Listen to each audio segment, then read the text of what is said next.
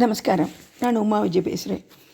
இந்த தென்னிந்திய திருத்தலங்களில் போய் தரிசனம் பார்க்க கிடைச்ச கோவிலில் ஒன்றான 775வது பகுதியாக திருநெல்வேலி தென்காசி பக்கத்தில் இருக்கக்கூடிய பஞ்ச சபையில் ஒரு சபையான சித்திர சபையை பற்றி தான் சித்திர சபை கோவில் தான் நான் இன்னைக்கு பார்க்க போகிறது. அதாவது சிவன் ஆனந்த தாண்டவம் ஆடின ஸ்தலங்கள் சொல்லக்கூடியது 5.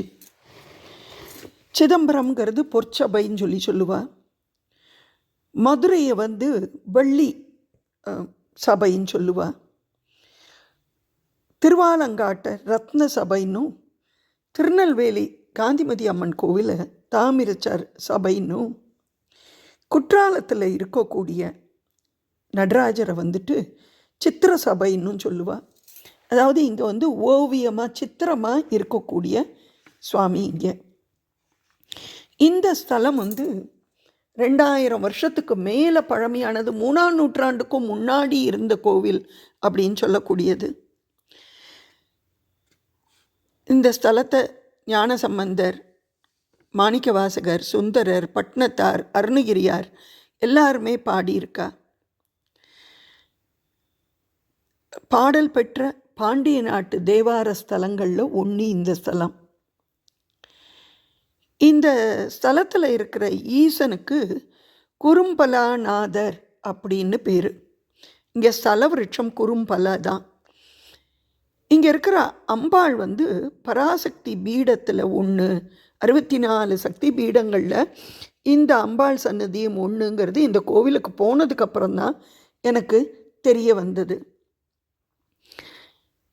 இந்த பஞ்ச சபையில் இருக்கக்கூடிய இந்த ஸ்தலத்தில் தான் விஷ்ணு ரூபமாக இருந்த சுவாமியை அகஸ்தியர் வைஷ்ணவராக போய் அங்கே வைஷ்ணவ ரூபத்தில் போய் வேத மந்திரங்களை சொல்லி சிவனாக மாற்றினார்.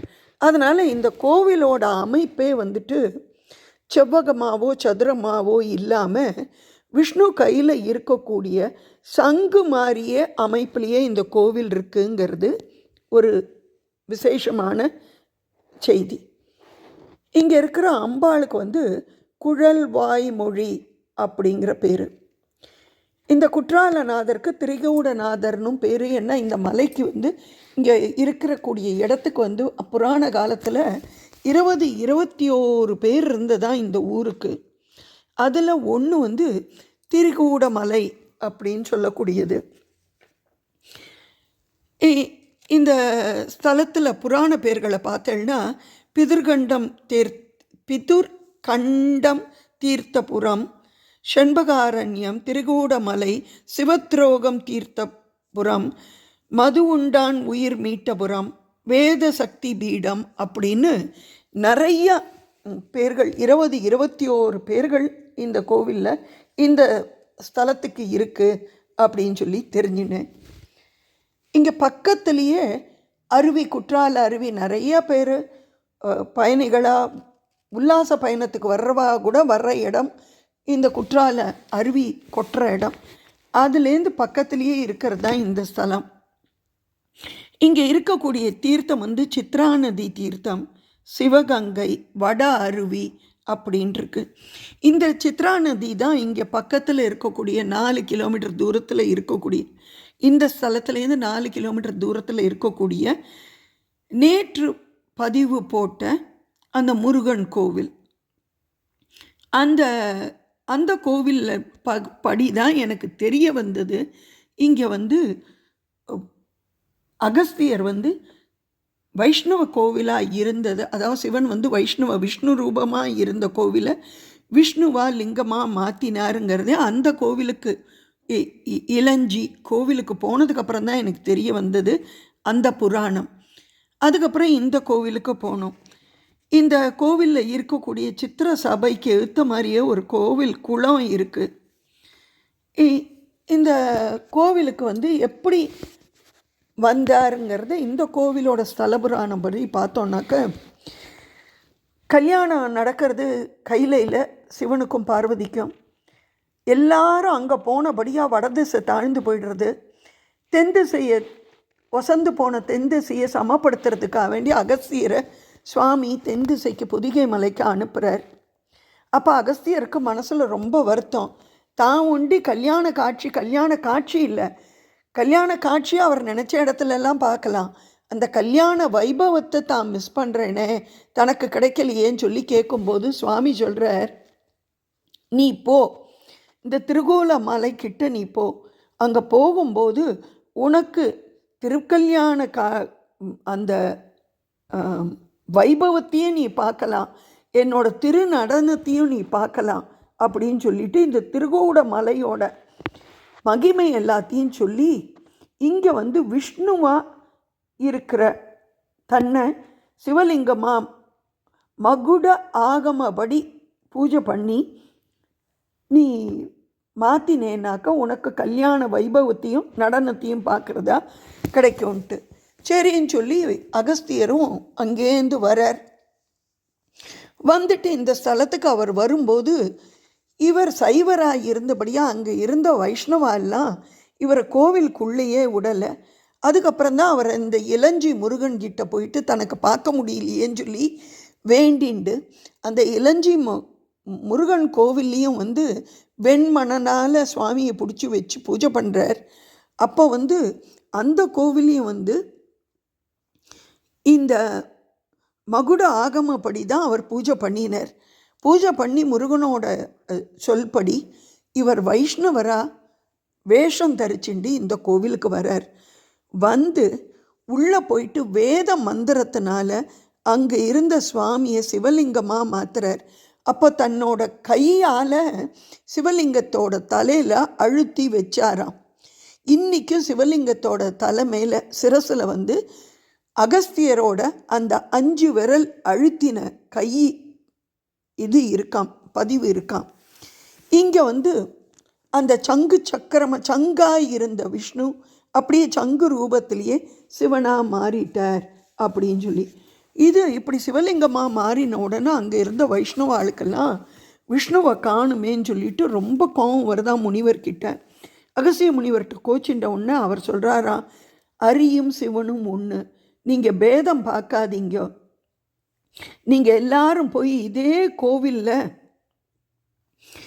அந்த விஷ்ணுவை காணணும்னு சொன்னேன்னாக்கா இந்த கோவிலில் தென்மேற்கு மூலையில் போய் நீங்கள் பூஜைகள் பண்ணுங்க, உங்களுக்கு விஷ்ணு ரூபம் கிடைக்கும்னு சொல்லி அதே மாதிரி அந்த எல்லாரும் போய் அங்கே போய் வேண்டிண்டா அப்படின்னு சொல்லப்படுறது. இங்கே இவர் கையை தலையை வச்சு அழுத்தினபடியாக சுவாமிக்கு அழுத்தினபடியாக தலைவலி வந்துருத்தான். அதனால் இந்த கோவிலில் இருக்கிற சுவாமியை பற்றி சொல்லும்போது குற்றால நாதருக்கு வற்றா குடிநீரும் மாறா தலையிடியும் இருக்குது அப்படின்னு சொல்லுவா அவர் வழக்கில்.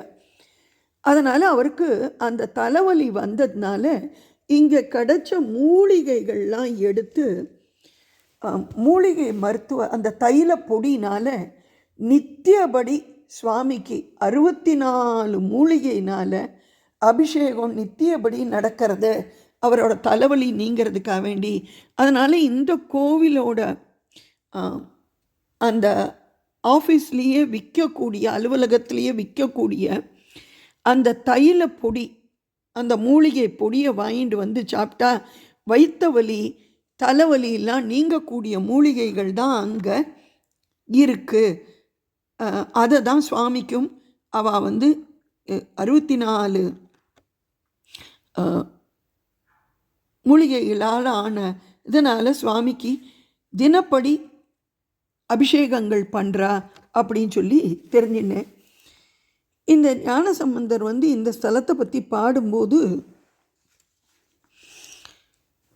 வம்பார் குன்றம் நீடுயர் சாரல் வளர் வேங்கை கொம்பார் சோலை கோல வண்டி யாழ்ச்சை குற்றாலம் அம்பல் நெய்யோடு ஆடல் அமர்ந்தான் அலர்கொன்றை நண்பான் மேய நன்னகர் போலும் நமரங்காள் அப்படின்னு சொல்லி பாடியிருக்கார். இந்த 64 சக்தி பீடத்தில் இந்த ஸ்தலம் தரணி பீடம், அதாவது பராசக்தி பீடம் சொல்லி அழைக்கப்படுறது. குத்தாலநாதர் சுவாமி சந்நிதியிலேருந்து வடதிசையில் இருக்குது.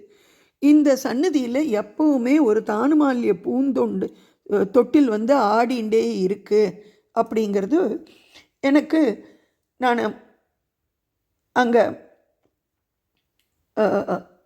திரியம்பகேஸ்வர் இல்லை திரிவேணி சங்கமம் போனபோது அங்கே பக்கத்தில் இருந்த சக்தி பீடத்துலேயும் அம்பாளோட கை விழுந்த இடம் சொல்லி அங்கேயும் தொட்டில் ஆடுறதை தான் பார்க்க முடிஞ்சது. இப்போ இந்த ஸ்தலத்தை பற்றி பட்டினத்தார் சொல்லும்போது, காலன் வரும் முன்னே கண் பஞ்சடை முன்னே பாலுன் கடைவாய் படுமுன்னே மேவிழுந்தே உற்றார் அழுமுன்னே ஊரார் சுடுமுன்னே குற்றாலந்தானையே கூறு அப்படின்னு சொல்லி, நம்மளோட வாழ்க்கை முடியும் போது நமக்கு கண்ணெல்லாம் அடைக்கும், பஞ்சு அடைக்கும். அப்போது வாயில் பால் விடுவா, கடைசியில் உற்றார்கள்லாம் மேலே விழுந்து அழுது பிறண்டு ஐயோ இறந்துட்டாளேன்னு சொல்லி அழுவா. ஊரார் வந்து உடலை கொண்டு போய் தீயில இடுவா. அதுக்கெல்லாம் முன்னாடி இந்த குற்றாலந்தானி சுவாமியை நினச்சிக்கோ அப்படின்னு சொல்லி பட்டினத்தார் சொல்லியிருக்கார். மாணிக்க வாசகர் சொல்லும்போது, உற்றாரை யான் வேண்டேன், ஊர் வேண்டேன், பேர் வேண்டேன், கற்றாரை யான் வேண்டேன், கற்பனமும் மினி யமையும் குற்றாலத்தர்த்து உரையும் கூத்தா உன் குறை கழற்கே கற்றாவின் மனம் போல கசிந்துருக வேண்டுவேனேன்னு சொல்லி இந்த சுவாமியை அத்தனை இதாக வேண்டி அவர் பாடியிருக்கார். இப்படி பாடல் பெற்ற 2000 வருஷத்துக்கு மேலே பழமையான இந்த ஸ்தலம் வந்து போய் இதுக்கு முன்னாடி 2018 போயிட்டு குத்தால அருவியில் குளிச்சுட்டு வரலான்னு சொல்லிட்டு வர்றதுக்குள்ளே நடசாத்திட்டா. 11:45 12க்குள்ளே நடச்சாத்துறான்னு சொல்லிட்டு தெரியாது எங்களுக்கு. அதனால் விடுபட்டு போயிடுது. ஆனால் அந்த இதை வந்து இந்த தடவை போயிருந்தபோது பார்க்கக்கூடிய சந்தர்ப்பம் கிடச்சிது. இந்த ஸ்தலத்தில் நிறைய சுவாமிகள், கோவில் அவ்வளோ பெருசாக இருக்குது. சுற்றி வர சுவாமிகளை பார்த்தேன்னாக்க இருக்கக்கூடிய பிள்ளையார் வந்து செண்பக விநாயகர், அதுக்கப்புறமா இங்கே நிறையா விநாயகர், கன்னி விநாயகர், அம்பல விநாயகர், வல்லப விநாயகர் அப்படின்னு, முருகர், முருகன் வந்து ஆறுமுகர், முருகன் வள்ளி தேவி யானையோட, அப்புறம் சிவன் வந்து எல்லா ஸ்தலத்து சிவனையும் இங்கே பார்த்துட்ட மாதிரி ஒரு மனசில் ஒரு சந்தோஷம் கிடச்சிது. ஏன்னா வன்மீகிநாதர், அண்ணாமலையார், ஜம்புகேஸ்வரர், அதாவது பஞ்சபூத ஸ்தலங்கள், திருமூலநாதர், ராமலிங்கர், கைலாசநாதர், அப்புறமா காந்திமதி அம்பாள் சமேத நெல்லையப்பர், உலகம்பாள் சமேத பாபநாசர், பெரிய ஆண்டவர் சாஸ்தா, காசி விஸ்வநாதர், மீனாட்சி சொக்கநாதர், அப்புறம் பால்வண்ணநாதர், மகாலிங்கம், நாரம்பூநாதர், அதுக்கப்புறமா பார்த்தேன்னா சந்திரன், நன்னகர பெருமாள், இந்த கோவிலில் அந்த தென்மேற்கு மூலையில் இருக்கக்கூடியவர் நன்னகர பெருமாள், அப்புறம் பராசக்தி, துர்க, அகஸ்தியர், வாசுகி, அதுக்கப்புறமா பைரவர் அப்படின்ட்டு நிறைய சுவாமிகள். அப்படி பார்த்துட்டே போகலாம், அவ்வளோ சுவாமிகளை பார்க்க முடிஞ்சது. இந்த கோவிலில் திருவிழாக்களும் அத்தனை திருவிழாக்களும் நடக்கிறது. சித்திரை மாத வருஷப்பிறப்பு, நேற்று வருஷப்பிறப்பு பிறந்திருக்கு, அது ரொம்ப சிறப்பாக இந்த கோவிலில் நடந்திருக்கும். அதுக்கப்புறமா சித்ரா பௌர்ணமி விசேஷமாக கொண்டாடப்படுறதான். அப்புறம் சிவனுக்கு உண்டான திருக்கார்த்திகை, மார்கழி மாத ஆருத்ரா, பங்குனி மாத உற்சவம், அப்புறம் தை மாதம், புரட்டாசி மாதத்தில் அம்பாளுக்கு நவராத்திரி, ஆடி வெள்ளி, ஆடி செவ்வாய், ஆவணி மாதத்தில் இங்கே கந்த சஷ்டி, இப்படி எல்லா ஐப்பசி மாதம் அன்னாபிஷேகம் அப்படின்ட்டு விடாமல் எல்லா திருவிழாக்களும் இங்கே ரொம்ப சிறப்பாக நடக்கிறது. இங்கே தேர் திருவிழாவும் நடந்துட்டுருக்கு அப்படிங்கிற விஷயங்கள் எல்லாம் இந்த கோவிலுக்கு போன போது தெரிஞ்சிட்டேன். அதை தவிர 70க்கும் மேற்பட்ட கல்வெட்டுகள், இதில் வந்து நாயக்க மன்னர்களோட செப்பேடுகள், அதாவது சோழ ராஜாக்களில் பரகேசரி வர்மன் என்ற முதலாம் பராந்தக சோழன் காலத்து கல்வெட்டு பாண்டிய நாட்டிலேயே இந்த ஒரு கோவிலில் தான் அந்த கல்வெட்டு இருக்குது. அதேமாரி ராஜராஜ சோழனோட கல்வெட்டும் இந்த கோவிலில் இருக்குது. நிறையா பாண்டிய மன்னர்கள், வரகுண பாண்டியன், மாறன், சடையன், பரகேசரி, 2ஆம் வரகுண பாண்டியன், அப்படி நிறையா பேர் இந்த கோவிலுக்கு திருப்பணிகள் செஞ்சுருக்கா. அதோடு சேர்ந்து நாயக்க மன்னர்களும் செஞ்சுருக்கா. இவாளோட அத்தனை கல்வெட்டுகளும் இந்த கோவிலில் 70க்கும் மேற்பட்ட கல்வெட்டுகள், செப்பு தகடுகள் எல்லாமே இந்த கோவிலில் இருக்குங்கிறதும் இந்த கோவிலோட முக்கியத்துவத்தையும் அந்த கோவிலோட பழமையை பற்றியும் சொல்லக்கூடியதாக அமைஞ்சிருக்கு. கண்டிப்பாக குத்தாலம்னா எல்லாருமே நீர் அருவியில் போய் பஞ்சு அருவியில் போய் குளிக்கணும்னு சொல்லிட்டு தான் நினைப்பா.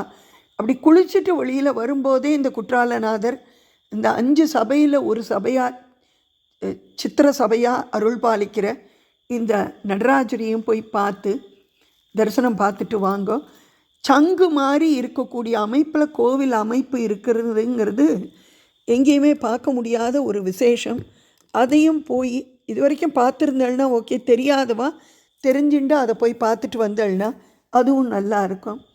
இந்த வீடியோ பிடிச்சிருந்ததுன்னா லைக் பண்ணுங்கோ, கமெண்ட் பண்ணுங்கோ, ஷேர் பண்ணுங்கோ. நமஸ்காரம்.